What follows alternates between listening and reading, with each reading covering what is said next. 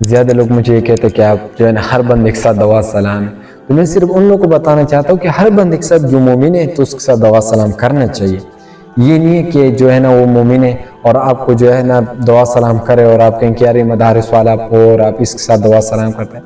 یار جو مومن ہے، مسلمان آپ کا بھائی ہے، تو اس کے ساتھ دعا سلام کرنا چاہیے۔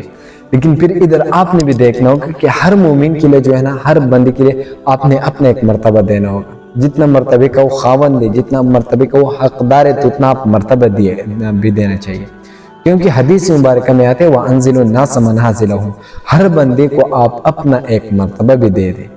پھر ہم لوگ زیادہ لوگ کہتے ہیں کہ ارے بندہ مجھ سے ناراض ہو گیا، ناراض نہیں ہوگا تو اور کیا کرے؟ کہ آپ نے اس کو اتنی عزت دے دیا، اتنا آپ نے اس کا احترام کیا کہ اتنا اس کا قابل نہیں تھا، دوسرا دفعہ آپ نے اس کو اتنا احترام نہیں کیا تو پھر وہ ناراض ہوگا؟ ناراض نہیں ہوگا تو اور کیا ہوگا؟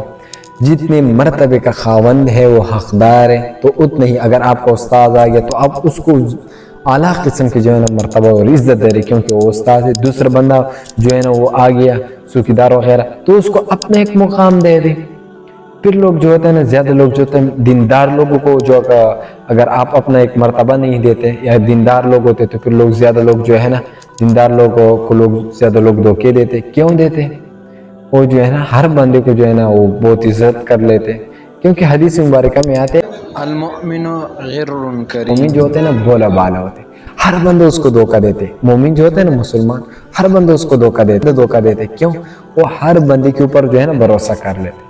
تو اس وجہ سے میں آپ لوگوں کو بتانا چاہتا ہوں کہ ہر بندے کے ساتھ دعا سلام کرنا چاہیے، لیکن پھر ہر بندے کو جو ہے نا آپ اپنا ایک مرتبہ دے دیں تاکہ آپ سے کل گلہ نہ کریں۔ زیادہ لوگ علماء کو کیوں